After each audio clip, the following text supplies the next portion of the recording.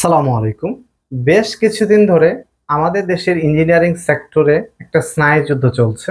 এক পক্ষ আরেক পক্ষকে হেয় প্রতিপন্ন করার প্রতিযোগিতায় নেমে গেছে। এমনকি এক পক্ষ আরেক পক্ষকে বিকৃতভাবে উপস্থাপন করছে। একটা কথা আমাদের সকলেই মাথায় রাখা উচিত যে কাউকে হেয় প্রতিপন্ন বা বিকৃতভাবে উপস্থাপন করে নিজেকে বড় বলে জাহির করা যায় না। আজকে কথা বলবো বাংলাদেশের ইঞ্জিনিয়ারিং সেক্টর নিয়ে। দেশের একজন সচেতন নাগরিক হিসেবে আপনার জানা উচিত বলে আমি মনে করছি, কেন আমার দেশের সর্বোচ্চ মেধাবী ইঞ্জিনিয়াররা আজকে নিচের গ্রেডে জব করতে যাচ্ছে। দেখেন, আমার দেশের সর্বোচ্চ মেধাবীরা ভর্তি যুদ্ধ, আমি ভর্তি পরীক্ষা বলি না, আমি বলি ভর্তি যুদ্ধে অবতীর্ণ হয়ে নিজেদের মেধা এবং যোগ্যতার প্রমাণ দিয়ে দেশের সর্বোচ্চ ইঞ্জিনিয়ারিং বিদ্যাপীঠে অধ্যয়নের সুযোগ লাভ করে এবং তারা স্বপ্ন দেখে একদিন সে বিশ্বসেরা ইঞ্জিনিয়ার হবে। দেশের সাধারণ জনগণ হিসেবে আমরাও বুক ভরা স্বপ্ন দেখি যে আমার দেশের সর্বোচ্চ মেধাবী সন্তানটা সর্বোচ্চ ইঞ্জিনিয়ারিং বিদ্যাপীঠ থেকে ইঞ্জিনিয়ারিং ডিগ্রি লাভ করে পুরো বিশ্বের মাঝে আমার দেশকে আবার নতুন করে পরিচয় করে দেবে। আমরা স্বপ্ন দেখি আমার দেশের সর্বোচ্চ মেধাবী ইঞ্জিনিয়ার নিকোলা টেসলার অনুসারী হবে এবং নিকোলা টেসলার অসম্পূর্ণ কাজগুলো সম্পূর্ণ করবে। আমরা স্বপ্ন দেখি আমার দেশের সর্বোচ্চ মেধাবী ইঞ্জিনিয়ার গুগলে জব করবে, টেসলায় জব করবে, নাসাতে জব করবে। আমরা স্বপ্ন দেখি আমাদের দেশের সর্বোচ্চ মেধাবী ইঞ্জিনিয়ার আমার দেশের স্যাটেলাইট তৈরিতে অবদান রাখবে, আমার দেশের মেগা প্রজেক্টগুলোতে তারা অবদান রাখবে। আমরা আমাদের দেশের ইঞ্জিনিয়ারদেরকে নিয়ে স্বপ্ন দেখি আমার দেশের ইঞ্জিনিয়ার বিশ্ব জয় করবে। কিন্তু ঘটনা তো উল্টা। আমার দেশের ইঞ্জিনিয়ার আন্দোলন করে 10ম গ্রেডে জব করার জন্য কেন? দেশের একজন সচেতন নাগরিক হিসেবে আপনার অবশ্যই জানা উচিত, আপনার ট্যাক্সের টাকায় পড়ে, আপনার শ্রমিকের কষ্টার্জিত ঘাম ঝরানো রেমিটেন্সের টাকায় পড়ে সর্বোচ্চ মেধাবীরা, সর্বোচ্চ মেধাবী ইঞ্জিনিয়াররা কেন আপনার কাঁধে বোঝা হয়ে চেপেছে? আপনার জানা উচিত। আমি এখানে দুইটা উল্লেখযোগ্য কারণ উল্লেখ করব। এছাড়াও আরো অনেকগুলো কারণ আছে যেগুলো হয়তো সবগুলো এই মুহূর্তে বলা সম্ভব না। নাম্বার 1, আমি যে কারণটাকে উল্লেখ করি সেটা হচ্ছে আমাদের ইঞ্জিনিয়ারিং শিক্ষা ব্যবস্থা, ইঞ্জিনিয়ারিং এডুকেশন সিস্টেম।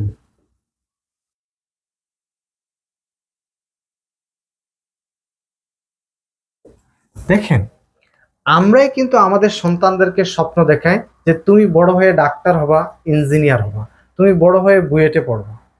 আমাদের এই সন্তানেরা আমাদের থেকেই কিন্তু স্বপ্ন দেখা শুরু করে এবং এই স্বপ্নটা প্রথম ভাঙে কখন জানেন? যখন সে একটা ইঞ্জিনিয়ারিং বিশ্ববিদ্যালয়ের ক্লাসরুমে বসে ক্লাস করার জন্য, তখনই তার স্বপ্নটা ভেঙে যায়। কেন? কারণ আমাদের ইঞ্জিনিয়ারিং বিশ্ববিদ্যালয়গুলোতে 4 বছর পড়ানো হয়। এটা হচ্ছে একটা ট্রান্সফর্মার, এটা হচ্ছে একটা জেনারেটর, এটা হচ্ছে একটা টারবাইন, এটা হচ্ছে একটা হিট এক্সচেঞ্জার। আচ্ছা, আপনারাই বলুন, বাস্তব ট্রান্সফর্মার, জেনারেটর, টারবাইন বা হিট এক্সচেঞ্জারের সাথে এদের 1% মিল আছে? 0.0000% মিল আছে? উত্তর হচ্ছে না। আমাদের দেশের ইঞ্জিনিয়ারিং বিশ্ববিদ্যালয়গুলোতে 4 বছর এই জিনিসই পড়ানো হচ্ছে, যার সাথে টেকনিক্যাল নলেজের কোনো সম্পর্ক নেই। তাহলে আপনি কিভাবে আশা করতে পারেন যে আপনার দেশের ইঞ্জিনিয়ার স্নাতক ডিগ্রি সম্পন্ন করে আপনার দেশের জন্য একটা জেনারেটর ডিজাইন করবে, আপনার দেশের জন্য একটা টারবাইন ডিজাইন করবে? যে ইঞ্জিনিয়ার বাস্তবে জেনারেটর দেখেইনি, যে ইঞ্জিনিয়ার বাস্তবে একটা জেনারেটর সিস্টেমের সাথে কোনোদিন কানেক্ট করে নাই, তাহলে সেই ইঞ্জিনিয়ার কিভাবে জানবে যে একটা জেনারেটর সিস্টেমের সাথে কানেক্ট করতে গেলে কোন কোন প্যারামিটার তাকে বিবেচনায় রাখতে হবে? সে জানবে না। তাহলে সে কিভাবে একটা জেনারেটর ডিজাইন করবে? যে ইঞ্জিনিয়ার বাস্তবে জানে না যে একটা টারবাইন দেখতে কেমন, বাস্তবে জানে না যে একটা টারবাইন সিস্টেমে কানেক্ট করতে হয় কিভাবে, বা একটা টারবাইন সিস্টেমে কানেক্ট করতে গেলে কি কি প্যারামিটার বিবেচনায় রাখতে হয়, তাহলে সেই ইঞ্জিনিয়ার আপনার দেশের জন্য টারবাইন ডিজাইন করবে, এটা আপনি কিভাবে আশা করেন? সেই ইঞ্জিনিয়ার আপনার দেশের জন্য 9F 9S SGT S65 এর মতো আধুনিক মেশিনগুলো ডিজাইন করবে, সেটা আপনি কিভাবে মনে করতে পারেন? অসম্ভব, কখনো পারতেছে। আবার দেখেন, আমাদের এই ইঞ্জিনিয়ারিং বিশ্ববিদ্যালয়গুলোতে শিক্ষক হিসেবে কাদের নিয়োগ দেওয়া হয় জানেন? যারা এই 4 বছর কোন রকম পাশ করে বের হয়েছে, আর কোনো এক্সপিরিয়েন্স নাই তাদের, শুধুমাত্র তাদের একটা জিনিস আছে, সেটা হচ্ছে সিজিপিএ। এইটা কিভাবে অর্জন করা যায়? এই সমস্ত বিষয় মুখস্থ বিদ্যা যার ভালো তার সিজিপিএ ভালো, অর্থাৎ যার মুখস্থ বিদ্যা ভালো তার সিজিপিএ ভালো। একজন বিশ্ববিদ্যালয়ের শিক্ষক হওয়ার জন্য সিজিপিএটাই শুধু যথেষ্ট, তার আর কোনো এক্সপিরিয়েন্স দেখা হয় না। দেখা হয় না সে কত একজন ভালো ইঞ্জিনিয়ার। এমন হতে পারে যার সিজিপিএ খারাপ, বাট সে ভালো ইঞ্জিনিয়ার, খুব দক্ষ ইঞ্জিনিয়ার হয়ে গড়ে উঠেছে তার একাডেমিক লাইফ থেকে, তাকে কখনো বিশ্ববিদ্যালয়ের শিক্ষক হিসেবে নিয়োগ দেওয়া হয় না। একজন বিশ্ববিদ্যালয়ের শিক্ষক হওয়ার ক্ষেত্রে দেখা হয় না যে সে কতটা টেকনিক্যাল নলেজে সমৃদ্ধ। সে জীবনও কোনোদিন তার জীবদ্দশায় কোনোদিন বাস্তবে জেনারেটর দেখেছে কিনা, বা বাস্তবে কোনো একটা জেনারেটর ডিজাইন করেছে কিনা, বা বাস্তবে কোনো একটা জেনারেটর সিস্টেমের সাথে কানেক্ট করেছে কিনা, সে এইটা কখনো দেখা হয় না। তাহলে আপনি বোঝেন, যেই ছেলে কোনোদিন জেনারেটর দেখেনি বা সিস্টেমের সাথে কানেক্ট করেনি, সেই ছেলে যখন আপনার ছেলেকে পড়াবে জেনারেটর, সে কি পড়াবে? আপনি আপনার ছেলেকে যেই শিক্ষকের কাছে তুলে দিচ্ছেন ইঞ্জিনিয়ার বানানোর জন্য, সে তো নিজেই এই বিষয় সম্পর্কে কোনো ধারণা নাই, তার কোনো আইডিয়া নেই, তাহলে সে কিভাবে দক্ষ ইঞ্জিনিয়ার বানাবে বলে আপনি মনে করেন? টোটালি মেসাকার একটা অবস্থার মধ্যে চলতেছে আমাদের এই ইঞ্জিনিয়ারিং বিশ্ববিদ্যালয়গুলোতে, যেখানে ইঞ্জিনিয়ারিং বা টেকনিক্যাল নলেজের বিন্দুমাত্র চর্চা নেই, না শিক্ষকদের মধ্যে না স্টুডেন্টদের মধ্যে। আমার একজন শিক্ষক খুব দুঃখ করে একটা কথা বলেন, যে আমাদের দেশের ইঞ্জিনিয়ারিং বিশ্ববিদ্যালয়গুলো হচ্ছে টেকনিক্যাল নলেজ শূন্য অথর্ব অদক্ষ ইঞ্জিনিয়ার তৈরির কারখানা। ফলাফল খুবই ভয়াবহ। অর্থাৎ আমাদের এই বিশ্ববিদ্যালয়গুলো থেকে যে অদক্ষ ইঞ্জিনিয়াররা তৈরি হচ্ছে, তার ফলাফলটা দেখেন।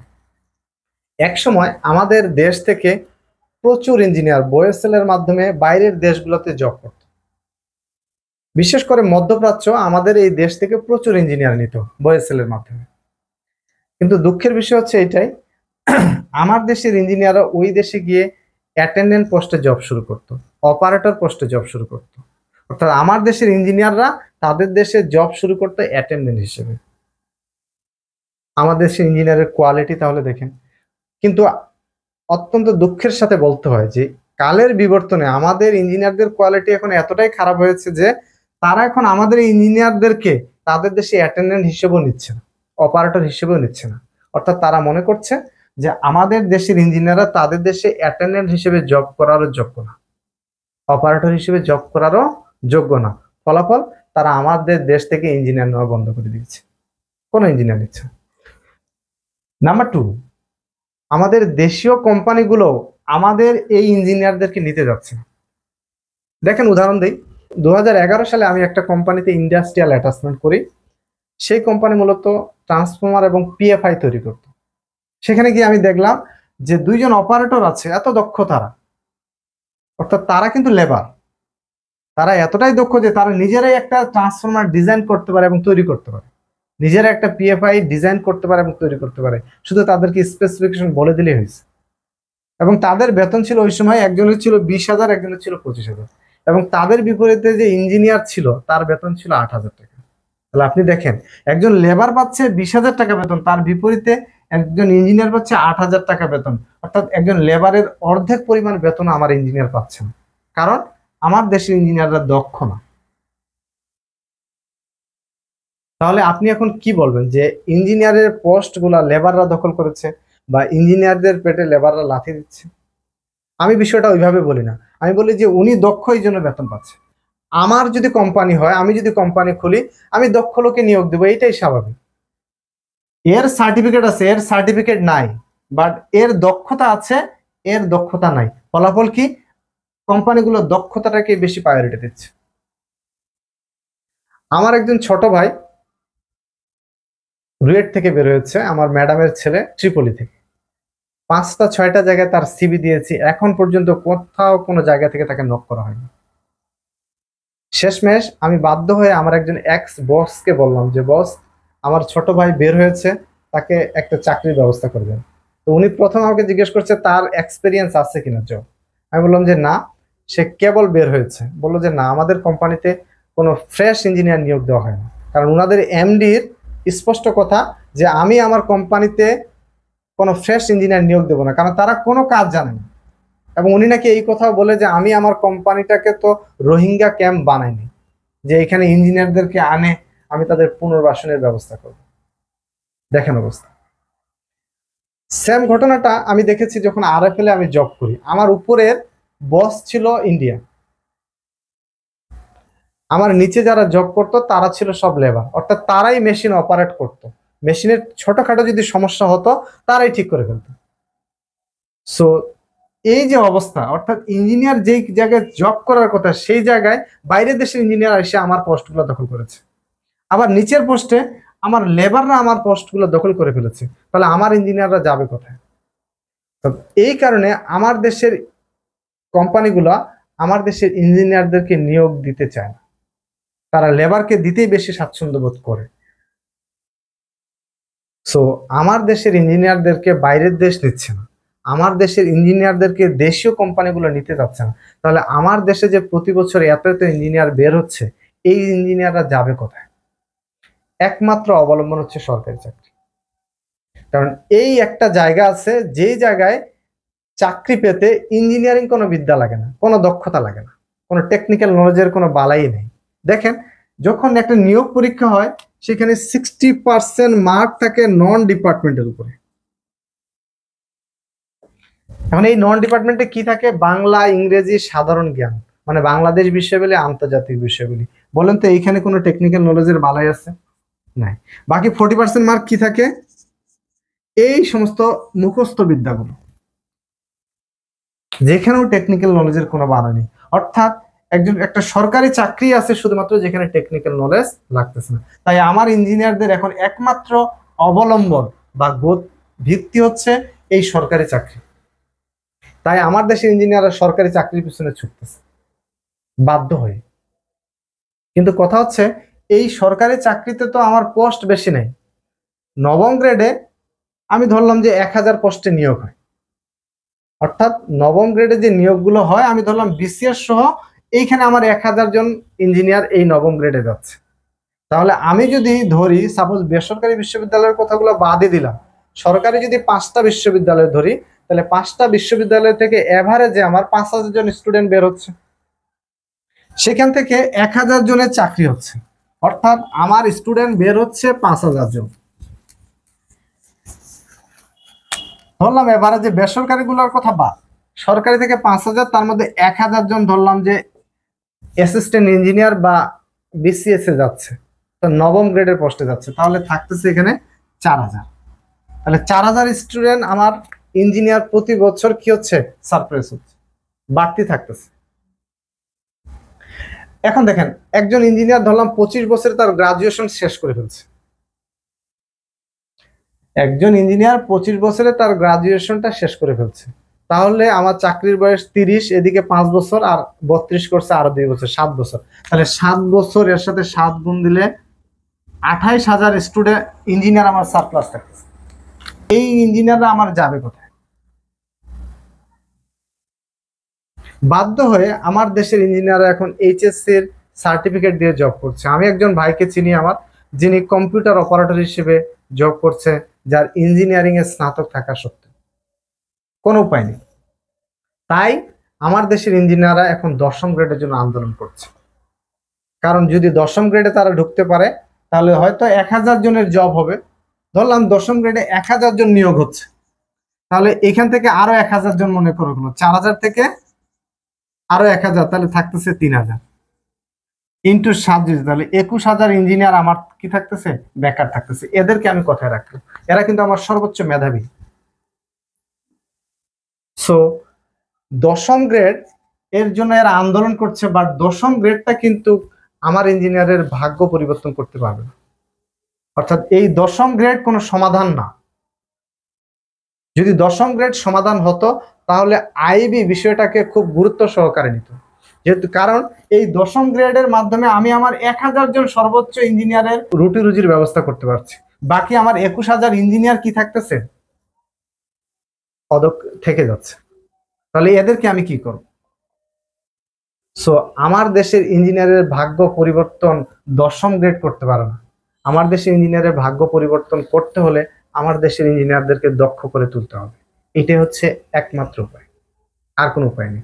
10ম গ্রেড আমার দেশের ইঞ্জিনিয়ারের ভাগ্য পরিবর্তন করতে পারবে না।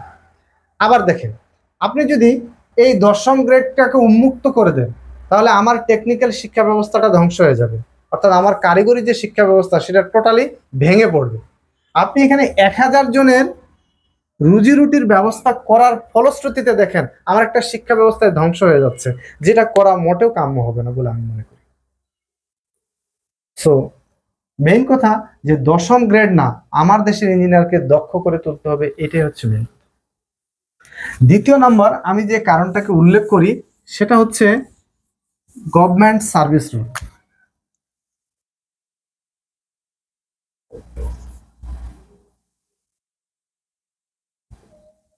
অর্থাৎ সরকারি চাকরিবিধি। আপনি জানেন যে একজন ডিপ্লোমা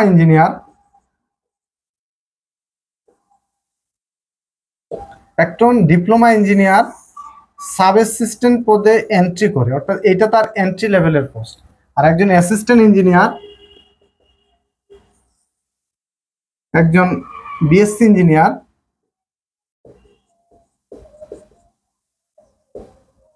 অ্যাসিস্ট্যান্ট ইঞ্জিনিয়ার পোস্টে এন্ট্রি লেভেল করে, এটা তার এন্ট্রি লেভেলের পোস্ট। এখান থেকে 33% প্রমোশন নিয়ে একজন সাব ইঞ্জিনিয়ার একসময় অ্যাসিস্ট্যান্ট ইঞ্জিনিয়ার হয়। আর এখান থেকে 100% প্রমোশন নিয়ে একজন অ্যাসিস্ট্যান্ট ইঞ্জিনিয়ার এসডি হয়। 100% প্রমোশন নিয়ে এক্সিএন হয়।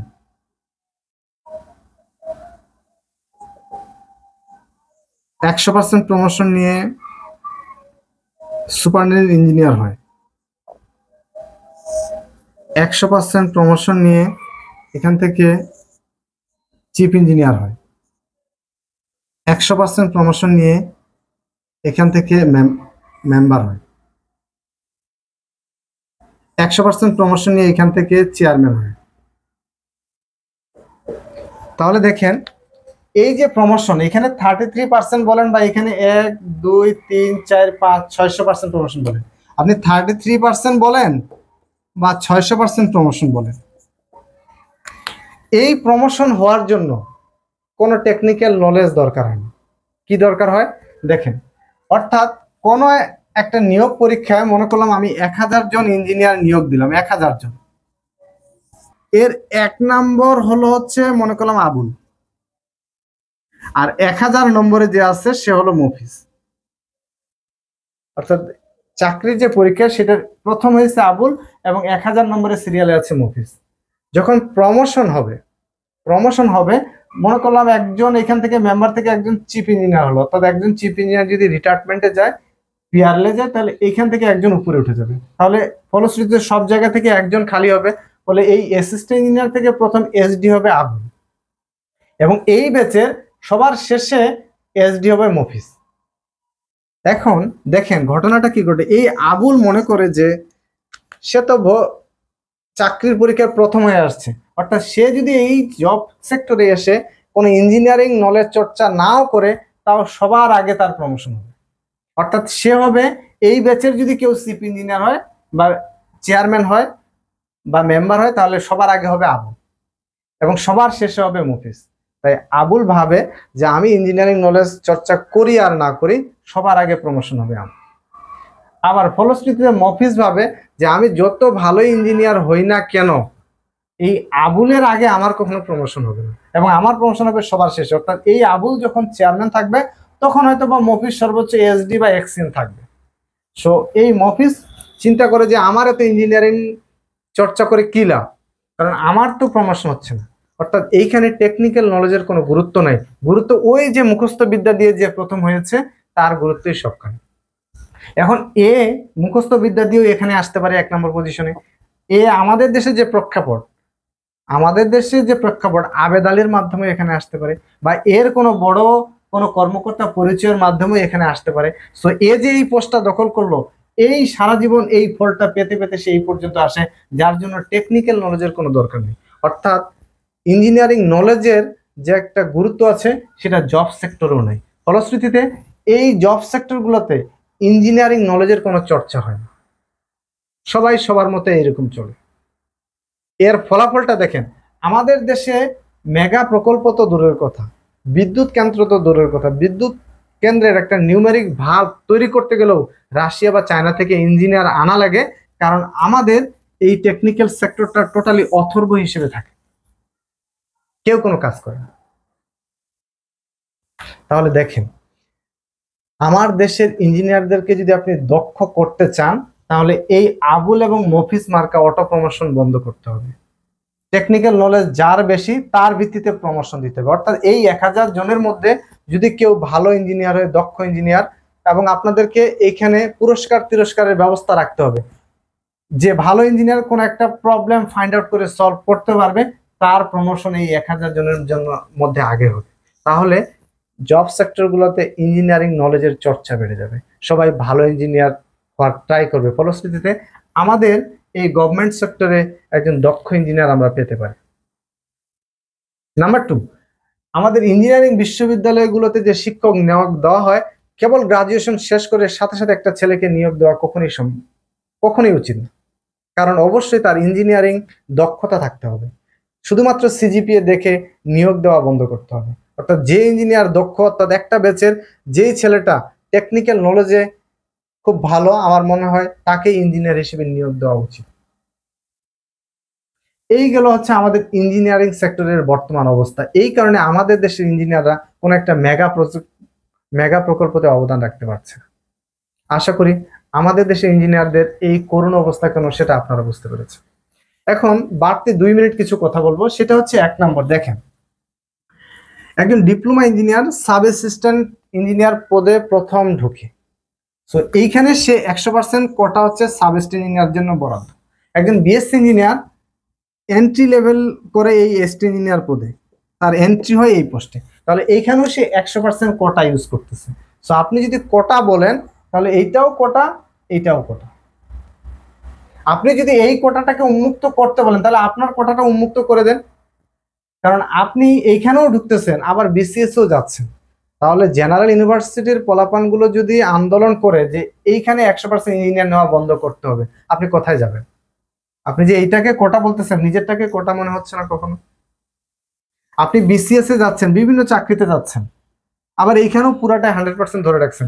এটা খুলে দেন না জেনারেল ইউনিভার্সিটি স্টুডেন্টদের জন্য 60% মার্ক নন ডিপার্টমেন্ট, সেটা অবশ্যই তারা আপনার চেয়ে বেশি পাবেই পাবে, এটা 100% শিওর, কারণ তারা ফার্স্ট ইয়ার থেকে এটা চর্চা শুরু করে। বাকি যে 40% মার্ক আছে, একটা বছর যদি তারা পড়ালেখা করে সুন্দরভাবে, তাহলে এই থিওরিটিক্যাল 40%ও তারা পেয়ে যাবে। অর্থাৎ এই জায়গায় আপনার চাকরি পাওয়াটাই কঠিন হয়ে যাবে। সো কোটা বলা যাবে না।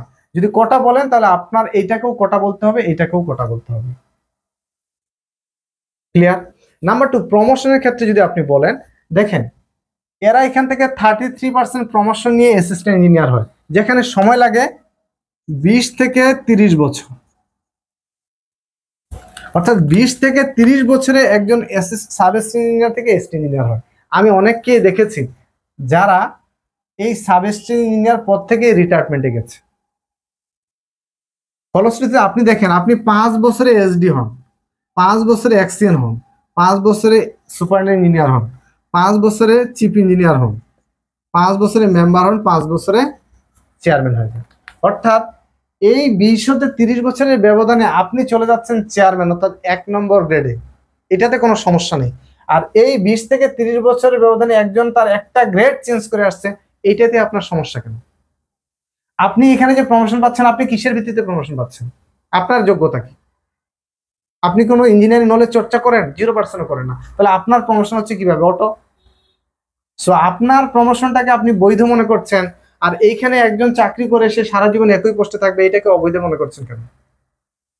প্রমোশন মানুষের একটা অধিকার, কাউকে দীর্ঘদিন আপনি ব্লক পোস্টে চাকরি করাতে পারবেন না, এই অধিকার আপনাকে কেউ দেয়নি। আপনি যে আন্দোলন করছেন যে এই পার্সেন্টটা বন্ধ করবেন, আপনার এখানে 600% বন্ধ করে দেন, আপনি স্টেট ইঞ্জিনিয়ার পোস্টে সারা জীবন চাকরি করবেন? কেন করবেন না? তারাও সাব স্টেট ইঞ্জিনিয়ার পরে সারা জীবন চাকরি করবে, আপনিও করবেন। ও নিজের প্রমোশন 600% খুব ভালো লাগে, আর আরেকজনের 33% দিতে ভালো লাগে না, এটা কখনো হতে পারে না। সো প্রমোশন সবার দরকার, এটা নিয়ে বলা যাবে না।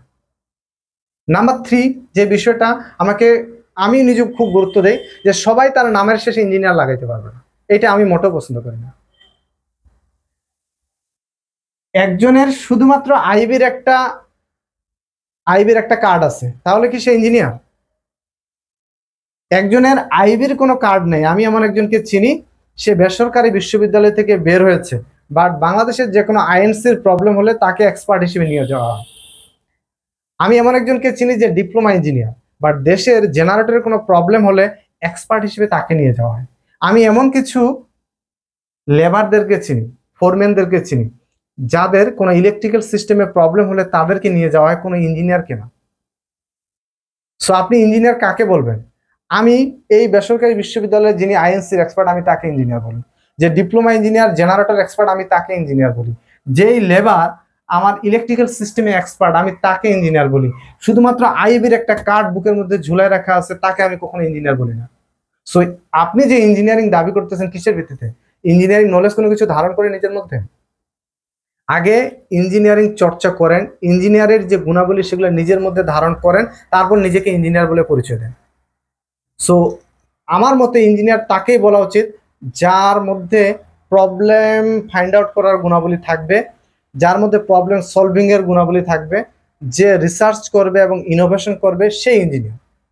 শুধুমাত্র একখান সাদা কাগজের সার্টিফিকেট আর আইবির একটা কার্ড গলার মধ্যে ঝুলাইলে ইঞ্জিনিয়ার হওয়া যায় না, আমি তাকে ইঞ্জিনিয়ার বলে মানি না।